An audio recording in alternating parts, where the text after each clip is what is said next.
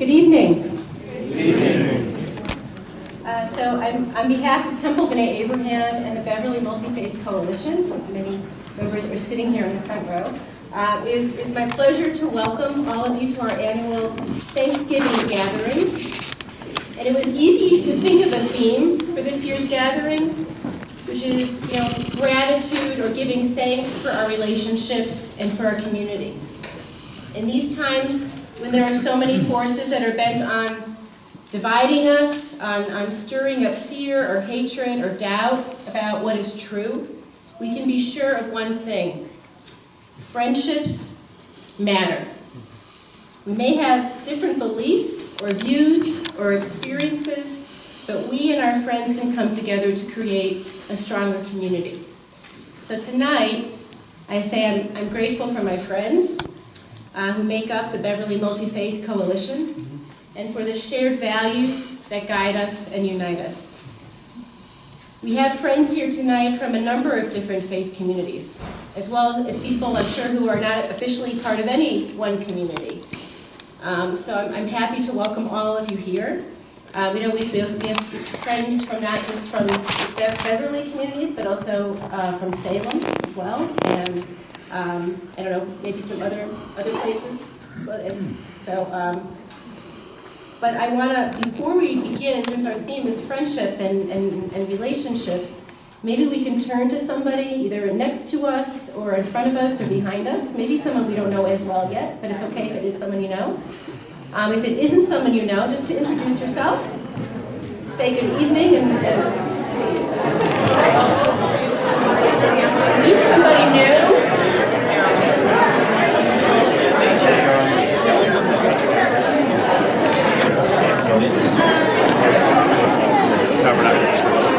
How are you? Hi, I'm Joel Richardson. Hi, Joel. I'm Paul. How are you? Paul, nice to meet you. Yeah. What congregation are you part of? I'm part of Tabernacle Church in Salem. Very cool. How about you? First Parish, Beverly. You? Very good. Right on, man. Maybe got Good to meet you. Another 30 seconds or so. Yeah. Introducing yourself or saying hello.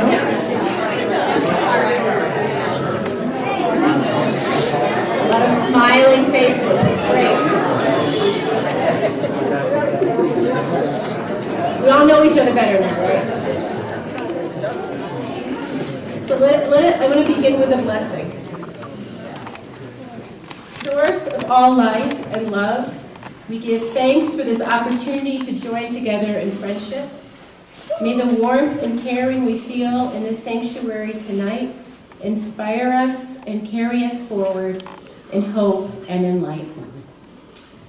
We're going to turn now to Hine Matov and Sanctuary. Son Zoe is going to join us, and Ariana. Oops. I don't know if any other kids who want to come up. Right. Hine Matov comes from Psalm 133, how good and pleasant it is for brothers and sisters to dwell together.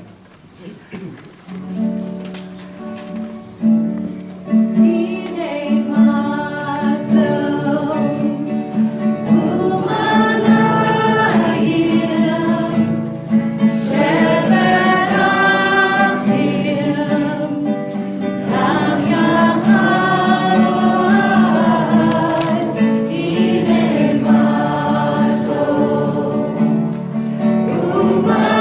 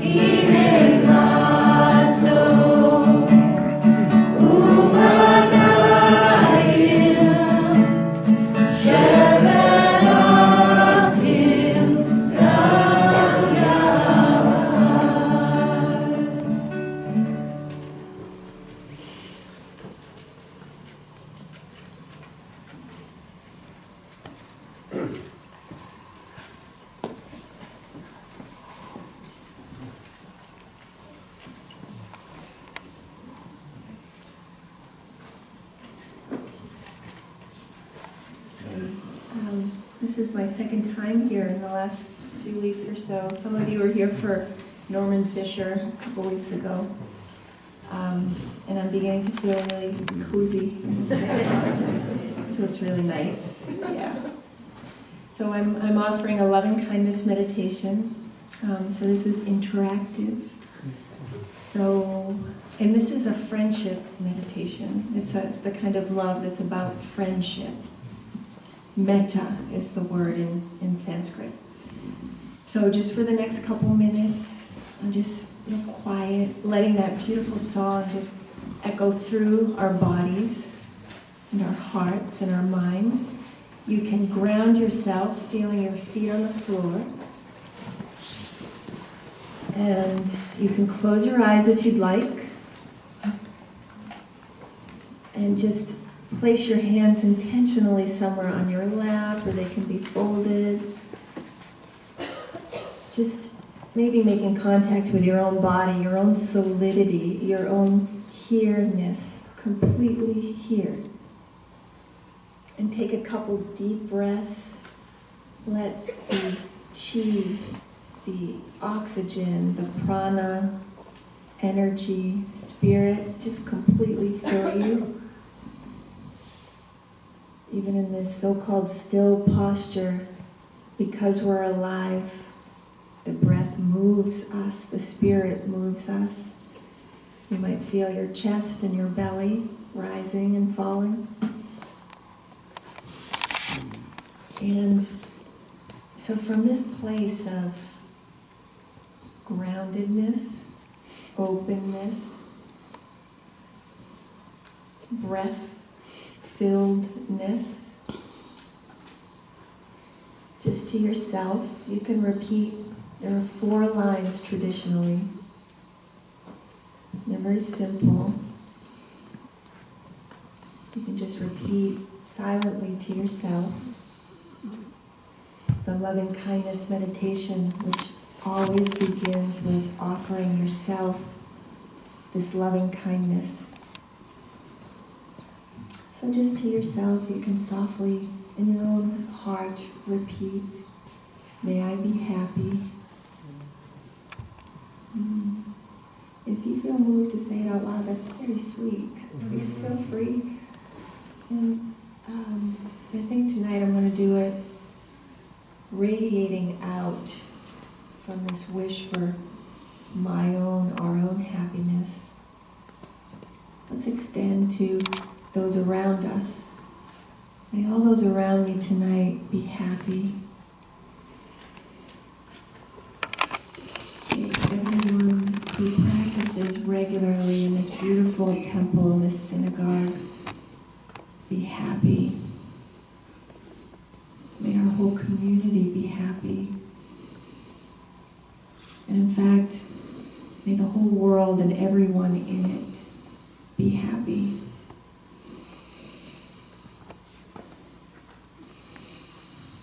And just returning to the breath, noticing anything that's coming up, just letting it be. You can feel your hands on your lap again. You can feel your long spine. You can feel your hips planted, your feet on the floor. The next round, may I be peaceful. It's such a beautiful word in English, peace. Believing that peace is possible right here, beginning with me, beginning with you. And all those around me be peaceful. May this synagogue and everyone who comes here to practice be peaceful. May this whole community be peaceful. And in fact, may the whole world and everyone in it, without exception, be peaceful. Breathing, noticing maybe if you're holding your breath or if it's stuck in your throat, see if it can drop back down, even down to your belly, your true power center. If you'd like, while you're sitting here for the next round, you can even place your hands on your belly. Just connect with the warmth of your belly breath emanating from your belly for the third round. May I be free from suffering. May those around me tonight gathered for this service also be free from suffering. In this beautiful synagogue, with its wonderful practices, may all those who come here be free from suffering.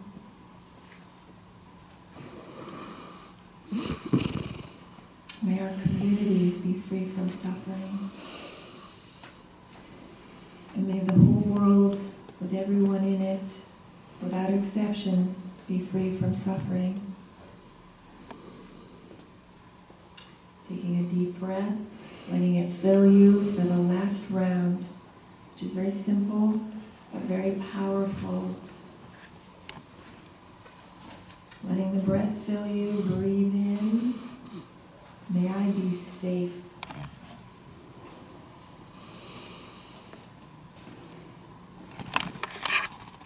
May all those around me tonight gathered here be safe.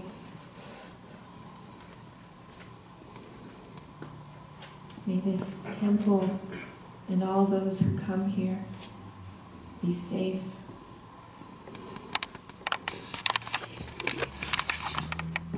May our community be safe. May everyone everywhere in this world, without exception, be safe. Letting that be. Letting the breath continue, breathing in happiness, peace, freedom from suffering and safety, and breathing it back out again, trusting that it's possible, trusting the goodness of it.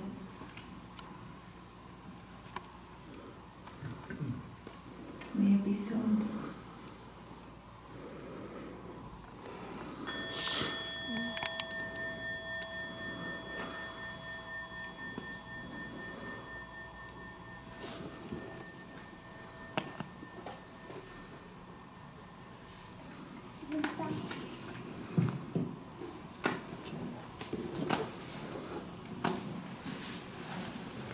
So I want to tell you two stories tonight, the first of which some of you have heard me tell before.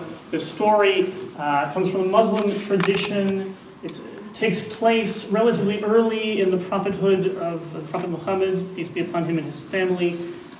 He's living in the city of Medina in what is today Saudi Arabia, but he wakes up in the middle of the night and through miraculous circumstances is transported to the city of Jerusalem. And he sets foot there on the stone that is atop what is today the Temple Mount, and he's transported up into heaven. And on this journey into heaven, he meets many important figures, and he has many important experiences. He meets John the Baptist, he meets the teacher Jesus, he meets the prophet Moses, and he has a moment where he's going to have an audience. He's going to have an audience with the divine. He's going to go before the throne of glory and get to experience that and have sort of a moment of great import with God. And Moses sort of looks at Muhammad like, here is the latest prophet who's speaking on behalf of God. I should help the kid out, basically, right? So he sort of takes him under his wing and says, all right, don't let him bully you, you gotta hold your own in there with him.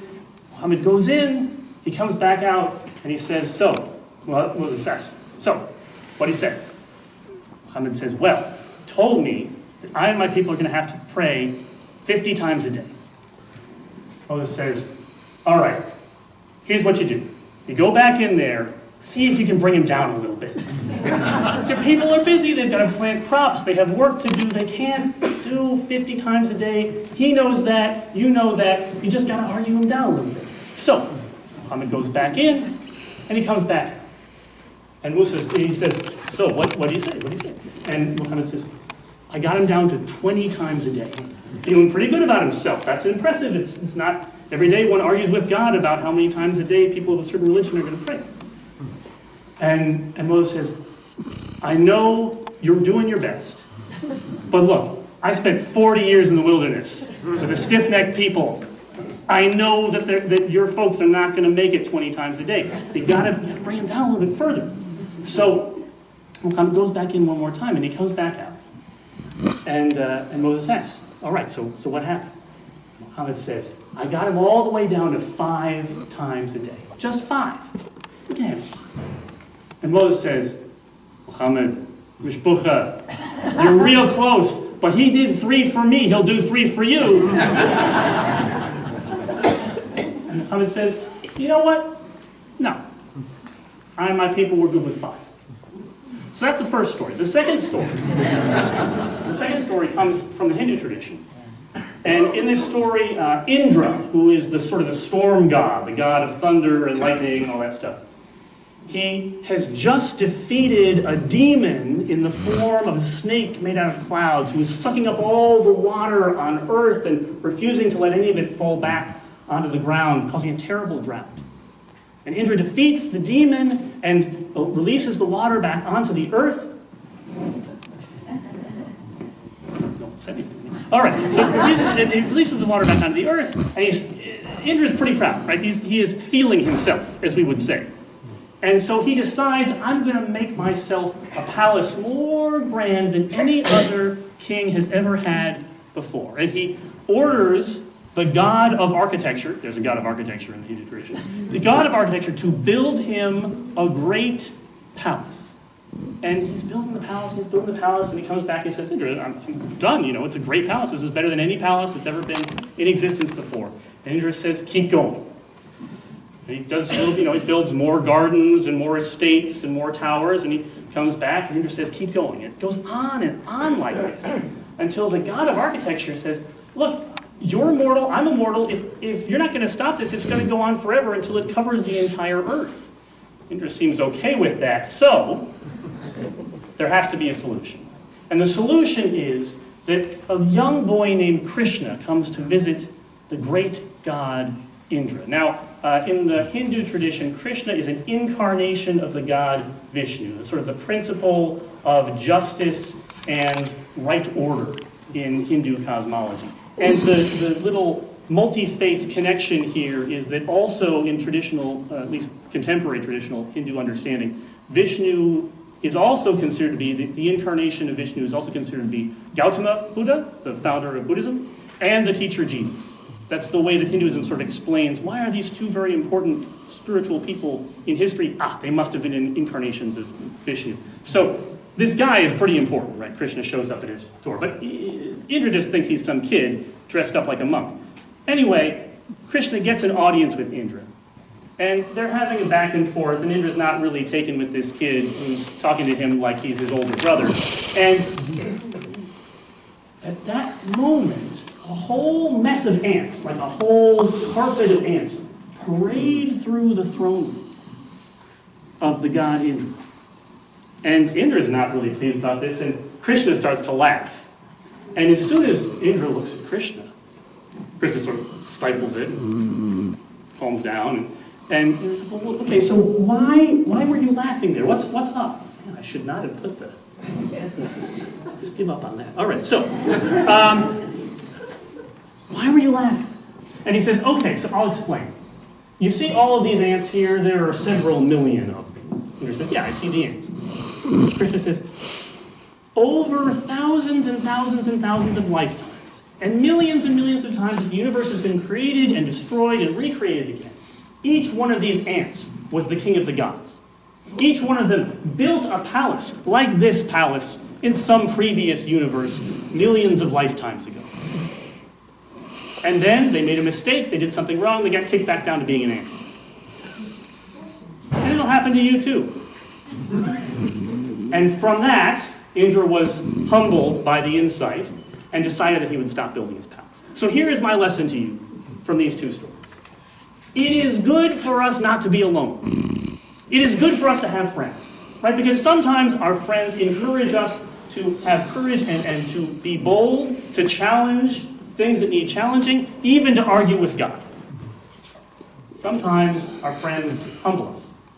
Remind us that we are finite like every other being on earth, and that sometimes we make mistakes and we overstep and we need to reel ourselves back in again.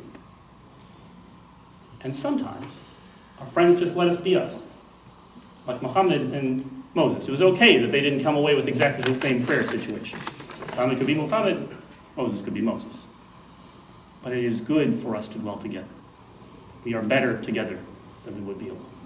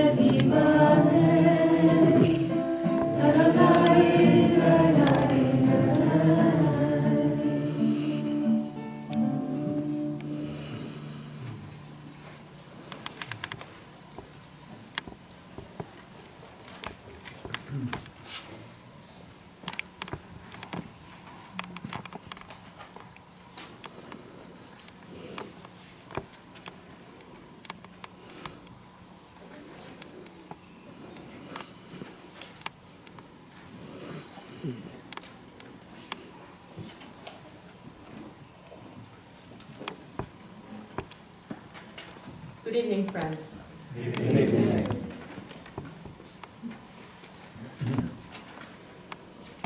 It's wonderful to see you all here. I was born in Beverly 77 years ago, and this is the more diverse group than I would have seen as a child. We still have a long way to go to be diverse, truly diverse, but we're growing, and it's wonderful.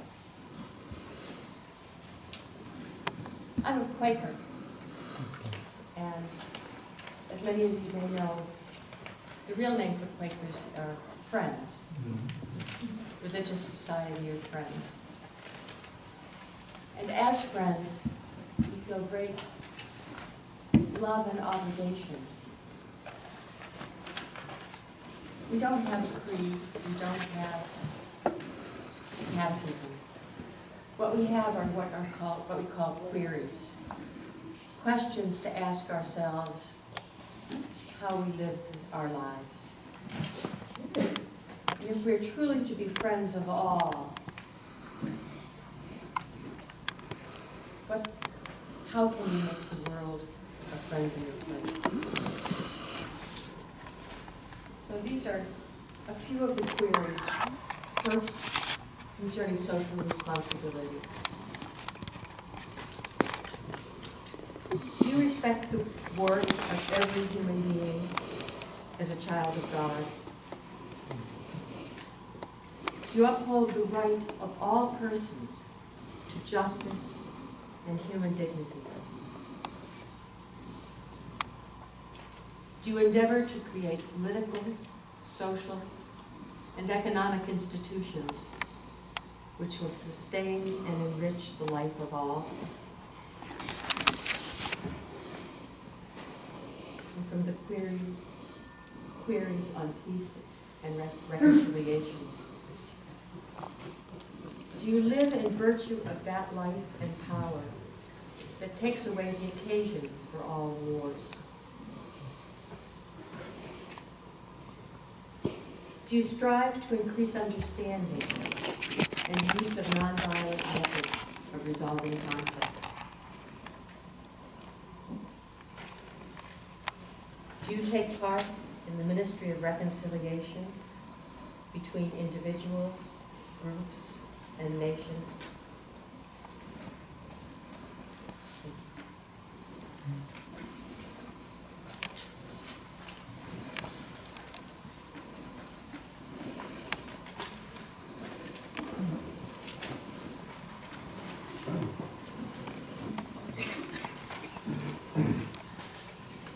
Hi, my name is Kent, and I am a recovering pessimist. Now, don't get me wrong, my family of origin were wonderful people, but our unofficial motto was expect the worst, and you won't be disappointed. So I knew as a child, at age 10, say, that waiting for the other shoe to drop was not a good way to live. So as a survival mechanism, I sought out other people who had a more optimistic way of looking at life. And what I've learned over the course of my lifetime is that joy is a choice. And it's rooted in a life of gratitude.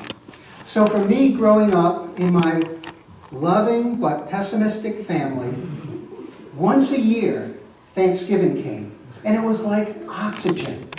Because once a year, my loving but pessimistic parents had to be grateful. We had to say something positive. And so what I learned as a child is that being thankful can become a way of life. True? Being grateful is a stance, a way of leaning into the world that gives our lives meaning. So I am in recovery. And I will be in recovery my whole life. But I like to think I spend more time being hopeful than being pessimistic. It's a choice. And so we're going to have what is called a popcorn prayer. A popcorn prayer is that you can just call out something you are grateful for, something you are thankful for, or a hope for the future. hope for yourself, hope for our nation, hope for our world. So in this popcorn prayer, I invite you to call out something you're grateful for or a hope you have. And with each called out prayer, our response will be, hear our prayer. Let's try that. Hear our prayer. With real chutzpah. Hear our prayer. There we go. Because we're sending those prayers up. It's a Yiddish word, right? Chutzpah. Yeah, it's a good word. It's a good word. Yiddish words are the best. They're the best. So the other thing about prayer is you can close your eyes. But there are no rules. You can open your eyes and just call out your hope or call out your gratitude. And so I will begin. I give thanks for the gift of community. Hear our prayer. Loving God, hear the prayers of this gathering. I give thanks to my wife and family. Hear our prayer. I give thanks to my friends. Hear our prayer. I give thanks to Mike who gave me a ride here. Hear our prayer. I have hope for peace and justice for this country. Hear our prayer. Hear our prayer. I give thanks for this congregation of God. Hear our prayer. I give thanks for the truth. Hear our prayer. I give thanks for the mutual respect and wish it to spread into the world. Hear our prayer. For the beauty of music. Hear our prayer. Great father and great mother. Hear our prayer.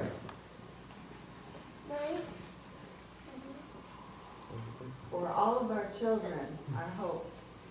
Hear our prayer. Stuffed animals.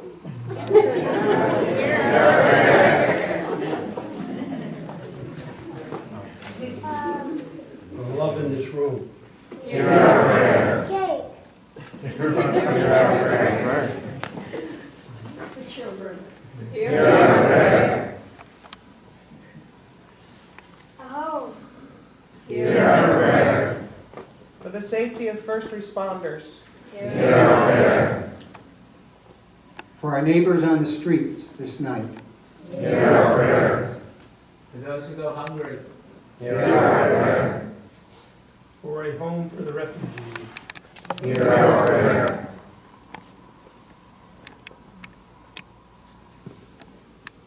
Everybody high. Hear our prayer. A house to live in. Hear our prayer. Chandeliers.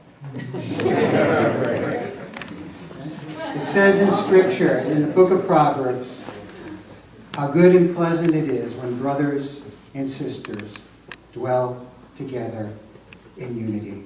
And may God's people say, Hear our prayer.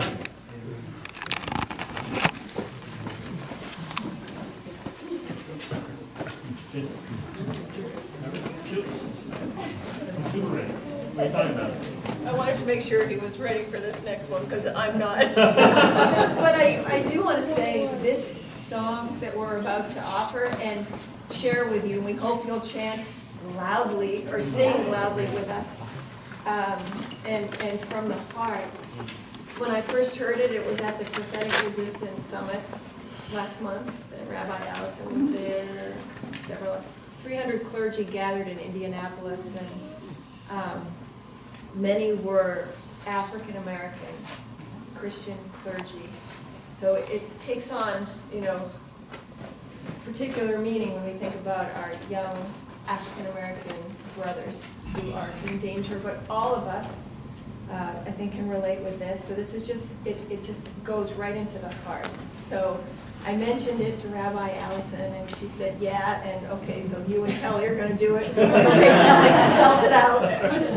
All right. So this song is by Hezekiah Walker, who is a modern exemplar of the African American gospel tradition.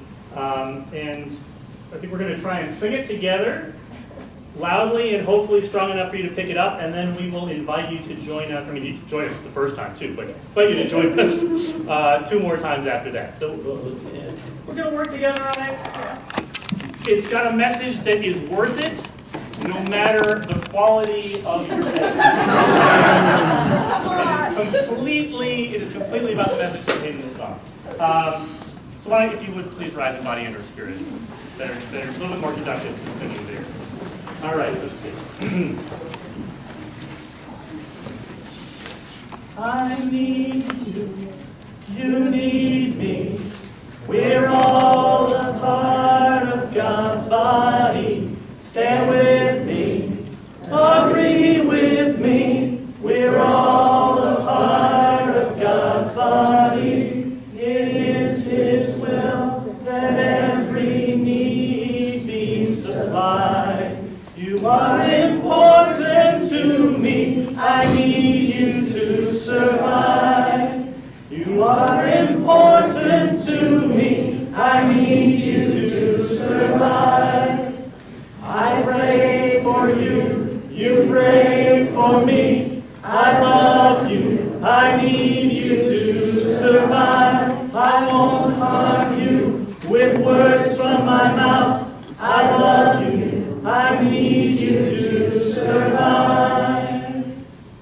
I need you. You need me. We're all a part of God's body. Stand with me. Agree with me. We're all a part of God's body. It is His will that every need be supplied. You are important to me. I need you to survive. You are important to me. I need you to survive.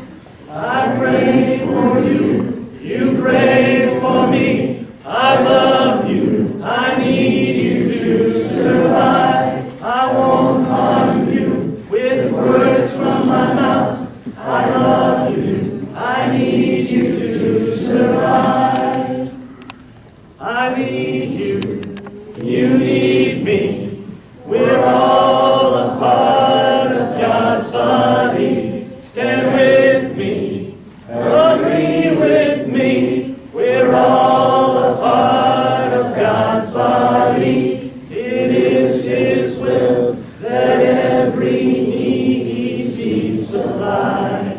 You are important to me. I need you to survive. You are important to me. I need you to survive.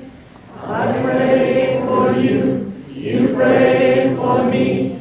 I love you. I need you to survive. I won't harm you with words from my mouth. I love you. I need you to survive. Thank you.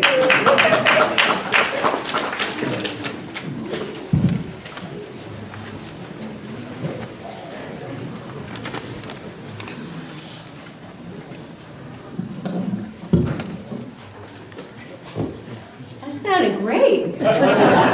Really. We could have done it a couple more times next year. I want to echo something that Ken said about growing up in a family of pessimists and trying to work on that. And there's this teaching in Judaism, or suggestion, or whatever, to try to say 100 blessings a day. Right? So it seems completely impossible. But it's if you start by waking up and saying, thank you for a new day, and thank you for my food, and each time you eat, and you try to attach a sense of gratitude to everything, I think it can, not just on Thanksgiving, but any time. So as we approach the holiday of Thanksgiving and focus this evening on the meaning of friendship and community, I want to reflect on something that Holocaust survivor, Nobel laureate, and humanitarian Elie Wiesel once said. He said, "To me, friendship is a religion. We could not live without it. Perhaps we could live for a while without love, but not without friendship. The most simple way to bring about positive change in the world is to let others know they are not alone.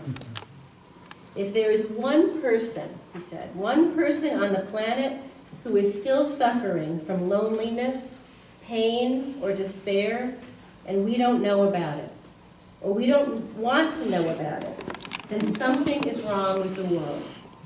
I cannot cure everybody. I cannot help everybody. But I can tell the lonely person that I am not far, that I am with him or her. So in a world that seems at times to be almost choked with suffering, a world in which we may be tempted to despair of our ability to make a difference, it's good to recall another ancient teaching, Jewish teaching, that says that saving one life is like saving an entire universe. If one person is lonely, we can reach out. If one person is suffering, we can offer comfort, or at least, even, we can offer our presence. Such acts of friendship save lives every single day. And if we all try to do that, we can be like the Hanukkah menorah, like the candles that we in the Jewish community will begin lighting in a few weeks. Each night we add another, and then another, until by the 8th night, the menorah, Hanukkah, radiates with light and celebration and hope. Every soul here tonight has a light to give. And if each of us, in our own unique way, help light the soul of another, then we can increase our ability to do the hard work of repairing our planet. In this time of thanks for each other, we also know that we need each other. Let us make friendship our religion. And let us say, Amen. Amen.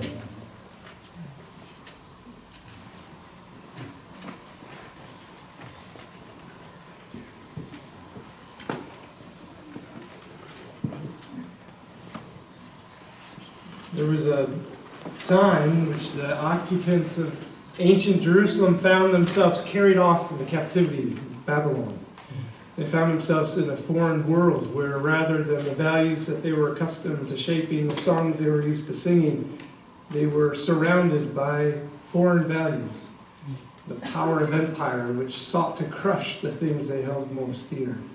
And in that time, the prophet Jeremiah sent this word from the Lord. He said this: "Seek the peace and the prosperity of the city in which you dwell, because on its peace and prosperity rest your own. On the shalom of the city in which you dwell, rest your own."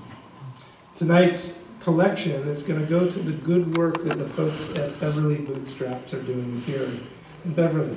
They do great work to seek the shalom of this place we call home.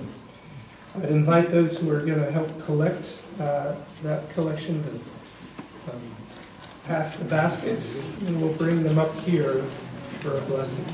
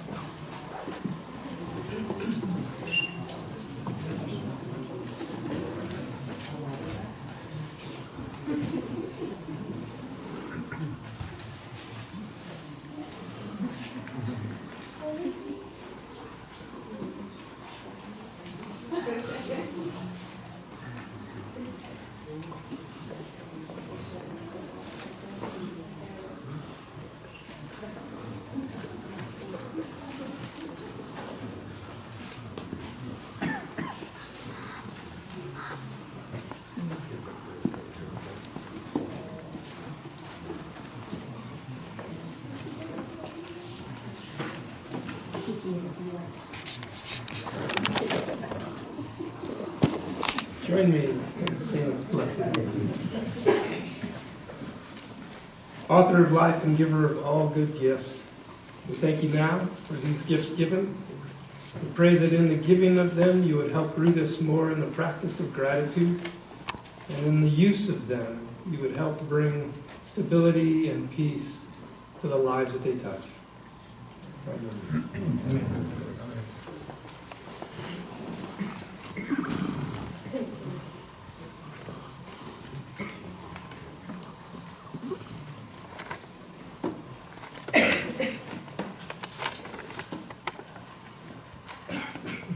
I'd like to offer a litany of thanksgiving, which comes from the Episcopal Church's Book of Common Prayer, which, for those of us who are in that tradition, find a prayer for just about every occasion.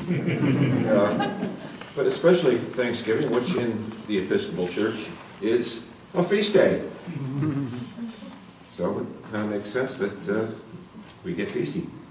Anyway, I'll offer a series of thanks, and I would ask you to join me in saying, "We give thanks." Let us give thanks to our Creator for all the gifts so freely bestowed upon us. We give thanks. For the beauty and wonder of creation in earth, sky, and sea. We give thanks. For all that is gracious in the lives of men and women, revealing their divine image. We give thanks. For our daily food and drink, for our homes and families, and our friends. We give thanks. For minds to think, hearts to love, and hands to serve. We give thanks. For health and strength to work, and leisure to rest and play, we give thanks. For the brave and courageous, who are patient in suffering and faithful in adversity. We give thanks. For all the valiant seekers after truth, liberty, and justice. We give thanks. Finally, we are grateful for the faiths we have inherited in all their rich variety. They sustain our lives and nurture our communities. We give thanks.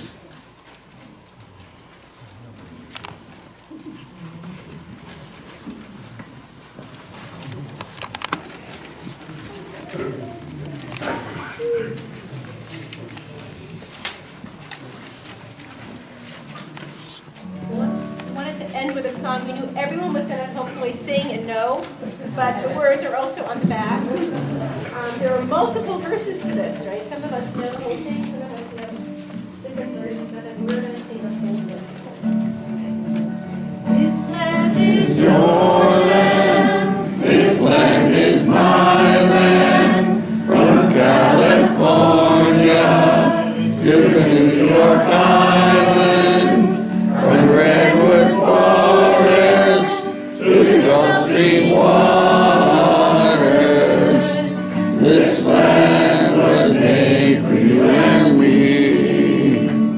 As I was walking that ribbon of highway, I saw above me that endless skyway.